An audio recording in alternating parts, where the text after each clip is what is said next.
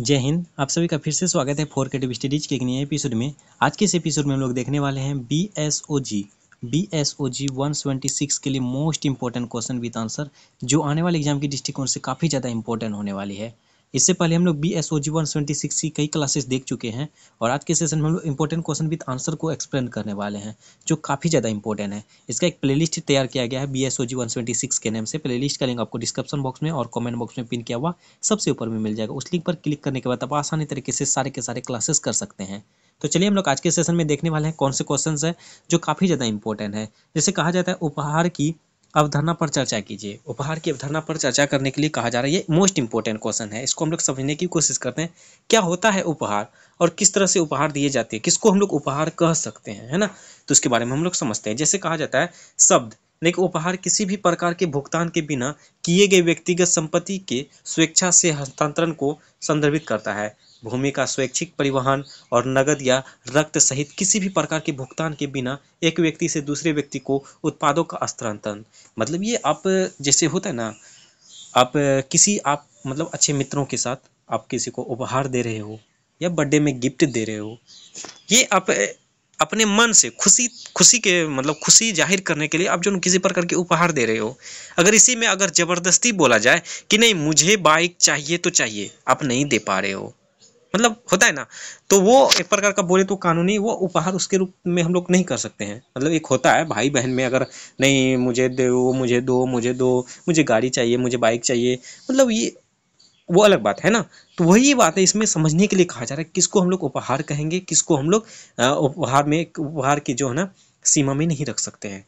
तो जैसे कहा जाता है दाता की क्षमता, उपहार देने के लिए दाता की इच्छा, जैसे कि हो गया दीदी को या उसके लिए पूर्ण वितरण और दीदी द्वारा उपहार की स्वीकृति, उपहार शब्द की आवश्यकता, शर्तें हैं, है ना। ये सब चीज़ें शर्तें हैं। जैसे आप इच्छा अनुसार अपने मन से आप अगर किसी को उपहार दे रहे हैं तो वो उपहार के तौर पर माना जाएगा, है ना। कभी कभी होता है जैसे कि आप मान के चलो कोई आप सीनियर ऑफिसर हैं, ठीक है, आप कहीं भी आप पकड़ा गए हो, अब वो जबरन जो है ना बोला कि नहीं मुझे तो देना ही पड़ेगा, क्या देना पड़ेगा, उपहार देना पड़ेगा। आप अब क्या करोगे, आप फंस गए हो, आपको देना पड़ेगा। अगर नहीं देते हो तो आपके साथ गलत करेगा या तो आपको मतलब जेल में डाल देगा, ये वो केस बना देगा। मतलब ऐसा चीज़ें हो सकती है ऑफिसर के, बड़ा बड़ा ऑफिसर के साथ बोल रहा हूँ मैं एग्जाम्पल के तौर पर। तो होता क्या, आप बोल रहे कि कुछ दे दो, तो वो आप दे रहे हो तो वो उपहार की गिनती में नहीं आएगा, है ना। तो यही समझने के लिए कहा जा रहा है कि उपहार जो होते हैं वो अपने इच्छा अनुसार देना होता है। हम लोग भाई बहन की एक एग्जाम्पल के तौर पर समझ सकते हैं। जैसे अब रक्षाबंधन ही आए तो बहन को जो ना भाई क्या होता है अपने प्यार से देता है, जो भी हो सके भाई से वो अपने इच्छा अनुसार देता है।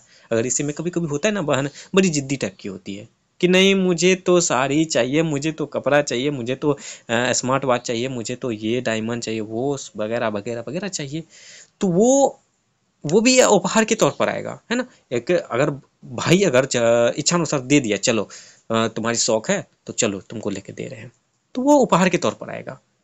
अब वो ब्लैकमेल करेगी नहीं मुझे ये, तो उपहार के अकाउंट में नहीं आएगा। आसानी तरीके से समझ सकते हो, ओके। तो फिर कहा जो वास्तव में जहां उपहार के संबंध में पैसे के संदर्भ में मापा गया कोई समकक्ष लाभ होता है, लेन देन के उपहार के रूप में समाप्त हो जाता है और ये एक अलग रंग का ग्रहण करता है। जैसे अब पैसा के तौर पर हम लोग उपहार को देखेंगे तो वो उपहार नहीं समझे जाएंगे, है ना। उपहार होता है कि आप अपनी इच्छा अनुसार दे रहे हो, आप जैसे कुछ तो दे रहे हो, ठीक है। जैसे आप मान के चले आपके दोस्त हैं, किसी के पास स्मार्ट वॉच नहीं है, आप अपने स्मार्ट वॉच दे रहे हो और उसके बदले जो ना आप कुछ और ले रहे हो, है ना। तो इस तरह से उपहार नहीं कहा जाएगा ये, है ना। तो ये बातें कही गई है। उसी प्रकार कुछ उपहार के जो कुछ प्रकार हैं उसको हम लोग देखते हैं। पहला प्रकार है शून्य उपहार। ये शून्य उपहार को हम लोग जो है ना एक अवैध अवैध रूप से जो माने जाने वाले भी उपहार कहा जा सकता है। जैसे शून्य उपहारों की श्रेणी इस प्रकार है, यह अवैध उद्देश्यों के लिए है, यह एक शर्त पर बनाया गया है कि जिसकी पूर्ति कानून द्वारा निषिद्ध है और यह अनुबंध करने के लिए अक्षम व्यक्ति द्वारा है। स्वीकृति से पहले दीदी की मृत्यु हो जाती है। इसमें मौजूदा भविष्य दोनों की संपत्ति शामिल है। मन भविष्य की संपत्ति के रूप में शून्य है। जैसे आप सिंपल तरीके से समझो, क्या कहा जाता है, ठीक है। जैसे मैंने अभी वो एग्जांपल तो लिया था ना, ऑफिसर आपको कहीं पर पकड़ लिया तो जबरदस्ती ले रहा है, तो उपहार की गिनती में नहीं आएगा, वो अवैध उपहार के तौर पर समझे जाएंगे, वो शून्य उपहार के अंतर्गत आएंगे, ठीक है। उसी प्रकार दीदी और भाई बहन जो होती है, अगर दीदी आपके लिए कुछ करके गई है, लेकिन देने से पहले जो है ना उसकी मृत्यु हो जाती है। अब होता है ना कि नहीं, एक भाई है, एक बहन है और पापा के अच्छे खासे संपत्ति है, जगह ज़मीन है ना? तो आप एक ही बेटा है, एक ही बेटी है, तो दोनों के साथ हम बँटवारा कर देंगे। तो आप बड़ी ब दीदी जो है ना, मतलब बेटी जो थी वो बड़ी थी, उसकी एज हो जाती है, उसकी बँटवारा होने से पहले, भाई को देने से पहले उसकी मृत्यु हो जाती है। तो ये सब चीज़ें जो है ना एक प्रकार का अवैध के तौर पर हम लोग मान सकते हैं, ठीक है? तो यही कही जा रही है। उसी प्रकार कहा जाता है भारी उपहार। भारी उपहार में कहा जाता है एक उपहार एक दायित्व है कि बोझ के से दब जाता है। जहाँ एक उपहार एक व्यक्ति की को कई चीज़ों के एकल हस्तांतरण के रूप में होता है, जिसमें से एक है और अन्य नहीं है। एक दायित्व के बोझ से दबे हुए हैं, उपहार द्वारा कुछ भी हासिल नहीं कर सकता है, और जब तक कि वे इसे पूरी तरह स्वीकार नहीं कर लेता है। यानी भारी उपहार मतलब भी समझ सकते हो, जैसे आप उपहार तो जैसे एग्जाम्पल पे अभी दिया ना, दीदी की मृत्यु हो जाती है, एक तो है उपहार दे तो दिया, लेकिन जो देने वाले तो वो नहीं है, और लेने वाले तो उपस्थित है लेकिन देने वाले नहीं है। जबरदस्ती ले रहे हो, इस तरह से मतलब बड़ी प्रकार की आप उपहार के तौर पर ये मतलब उद्देश्य होती है। तो इस तरह से हम लोग भारी उपहार को भी समझ सकते हैं, ठीक है? फिर उसी प्रकार हम लोग नेक्स्ट कहा जाता है एग्जाम्पल के तौर पर देखिए, कहा जाता है ए के पास एक्स एक संबद्ध संयुक्त स्टॉक कंपनी में शेयर है और वाई भी अभी मुश्किलों में शेयर है, ठीक है? ये इस प्रकार मतलब एग्जाम्पल के तौर पर दिया है। इसका पीडीएफ आपको मैं टेलीग्राम चैनल पे अपलोड कर रखा हूँ, वहाँ से भी आप देख सकते हो। तो ये सिंपल तरीके से आप सिंपल तरीके अब मैं पीडीएफ को रटाऊँ तो आप फिर क्या फायदा है ना? मैं आपको सिंपल तरीके से एग्जाम्पल के तौर पर समझा सकता हूँ। ओके, चलिए। कहा जाता है उपहारों का निलंबन या निरसन। कहा जाता है भुगतान के बिना स्वामित्व के हस्तांतरण को उपहार के रूप में संदर्भित किया जाता है। यानी भुगतान के बिना जो स्वामित्व तो होता है ना, जैसे आप मैंने बताया क्या, उपहार देने के बाद जो है ना, उपहार का मतलब क्या होता है, आप उससे पैसा ना लो, है ना? पैसा अगर ले रही है तो वो उपहार किस चीज़ का हो गया, है ना? तो ये सब चीज़ें हैं, यही सब बातें कही गई है। उसके बाद उपहार का एक गड्ढा जिसे निष्पादित और पंजीकृत किया गया है, उसे तब तक रद्द नहीं किया जा सकता जब तक कि इस बात का प्रमाण नहीं दिया जा सकता है कि अनुभाग की आवश्यक शर्तें पूरी की गई थी। इसे एक निश्चित परिस्थिति पर आश्वासित बनाया जा सकता है। इस अधिनियम के तहत वैध माने जाने वाली आवश्यकताओं को पूरा किया जाना चाहिए, है ना? जो सब चीज़ें अगर अवैध दिखाया जा रहा है, ऑफिसर सबसे टॉर्चर कर रहे हैं, तो ये सब अवैध किया जाएगा और उस पर कानूनी तौर पर मतलब हस्तक्षेप किया जाए। ये सब चीज़ें इसमें कही गई है। एक उपहार दिए जाने के बाद अंतिम होता है कि इस खंड में सूचीबद्ध परिस्थितियां अपवाद के साथ है ना?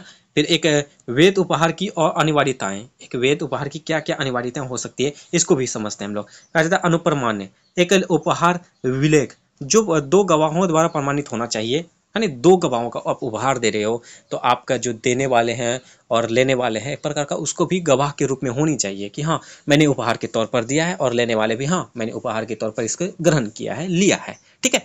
उसी प्रकार वादन, प्रारंभ में वादन का प्रारूप अन्य रूपों से भिन्न रूप में तैयार किया जाता है। भारत में उपहार दस्तावेज स्वयं दाता के परिचय के रूप में होता है। जैसे वादन आप मान के चलो, आप होता है ना कि अब मैंने उपहार दिया, आपको क्या दे दिया कि मैं चलो इसका पीडीएफ मैं टेलीग्राम चैनल पे अपलोड कर दूंगा। अब मैं 5 दिन 2 मिनट के बाद जो ना मैं अपलोड नहीं करूँगा, मुझे 20 रुपया चाहिए, मुझे 50 रुपये चाहिए, मुझे रुपया चाहिए, तभी मैं अपलोड करूँगा, नहीं तो नहीं करूँगा। ये वादन नहीं हो पाया, है ना? मैंने आपको उपहार के तौर पर पीडीएफ दिया तो वो उपहार है, बिना किसी लोभ के, बिना किसी लालच के, है ना? फिर हस्तांतरण का विलय, यदि आवश्यक हो तो हस्तांतरण के लिए विलय के रूप में विलय का मसौदा तैयार किया जाना चाहिए, जैसा कि कोई विचार नहीं है, किसी को भी व्यक्त करने की आवश्यकता नहीं है। हालांकि स्वाभाविक प्रेम और स्नेह पर विचार आमतौर पर संबंधों का उपहार के सभी मामलों में व्यक्त किया जा सकता है। ठीक उसी प्रकार कहा जाता है ना। फिर नेक्स्ट कहा जाता है उपहार विलय का पंजीकरण, अचल संपत्ति के उपहार का पंजीकरण, यदि कोई विलय चल संपत्ति का पंजीकरण अधिनियम के तहत अनिवार्य, चाहे वो जो भी मूल्य हो, ठीक है? और उन्हें यूनिवर्सल डोनी की अवधारणा, यानी यूनिवर्सल डोनी की एक जो है ना इकोनॉमिक्स थे, अर्थशास्त्री हैं, उन्होंने उपहार के बारे में बताया है। तो ये सब आप समझ सकते हो, ठीक है? इसके बारे में आप एग्जाम्पल के तौर पर वही बातें लिख सकते हो कि जो दानवीर होते हैं, जो उपहारकारी होते हैं, वो इस तरह से बातें कही गई है, ठीक है? तो यही बातें हैं, इसमें भी समझ में आ चुकी होगी। उम्मीद करता हूँ ये उपहार के बारे में समझ में आ गया होगा। देखिए ज़्यादा कुछ है नहीं, और घरेलू लैंग्वेज से भी आप समझ सकते हो, जैसे मैंने समझाया वो पूरा घरेलू लैंग्वेज था, वो बुक का लैंग्वेज बहुत कम यूज किया मैंने। उम्मीद करता हूँ कि उपहार के बारे में आप समझ चुके होंगे। अगर एग्जाम हॉल में पूछा जाए तो आप सरल तरीके से आप लिख सकते हो। ठीक है, तो आज के सेशन में बस इतना ही रहने देंगे। उम्मीद करता हूँ आज के सेशन आप सभी के लिए काफ़ी ज़्यादा फायदेमंद साबित हुआ होगा। एक निवेदन है, जो भी चैनल में पहली बार आए हैं और चैनल को सब्सक्राइब नहीं किए तो प्लीज़ चैनल को सब्सक्राइब जरूर कर लीजिए और बेल आइकन को जरूर हिट करें। सेशन अच्छा लगे तो लाइक जरूर कीजिए, कमेंट के माध्यम से जो भी डाउट हो डाउट पूछिए और अपने दोस्तों को भी ज़्यादा से ज़्यादा शेयर कीजिए। चलिए मिलते हैं नेक्स्ट सेशन में, तब तक के लिए थैंक यू, जय हिंद।